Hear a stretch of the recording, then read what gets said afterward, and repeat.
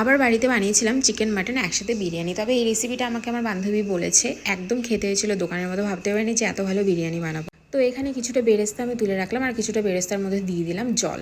তাতে এক এক করে লঙ্কার গুঁড়ো, তারপর আলুগুলো সেদ্ধ করতে দিলাম, তাতে দিয়ে দিলাম লবণ আর বিরিয়ানি মশলা। আলুগুলো সেদ্ধ হয়ে যাওয়ার পর সিটি দিয়ে রাখা হয়েছিল মাটন, সেগুলোও দিয়ে দিলাম এক এক করে। তাতে দিয়েছিলাম চিকেন এবং আদা রসুনের যে পেস্টটা করা ছিল তারই জলগুলোকে বের করে, জল মানে ওই আদা রসুনের রসটা আর কি বের করে তার মধ্যে সব কিছু দিয়ে দিলাম। একসাথে সব কিছু সিদ্ধ হয়ে যাওয়ার পর এবার দম দেওয়ার পালা। এখানে চাল সিদ্ধ করতে বসিয়ে দিয়েছি এবার। আর এই কালারটাকে তোমরা বলো না যে এটা ফুড কালার, এটা একদমই ফুড কালার না, এটা কেওড়া জলের মধ্যে জাফরান দিয়ে রাখলে এরকমই কালারটা হয়ে যাবে। তারপর এক এক করে যা দেওয়া সব কিছু দিলাম, বিরিয়ানি মশলা থেকে শুরু করে টক দই, জাফরান, ঘি। তারপরে দমে বসিয়ে দেওয়ার পর একদম খেতে হয়েছিল দোকানের মতো। এরপর থেকে আমি দোকানের বিরিয়ানি খাবো না, আমি নিজে বানাবো। আর মাটন চিকেনটা এত ভালো মতো করে সেদ্ধ হয়েছিল, তো তোমরা এরকম করে ট্রাই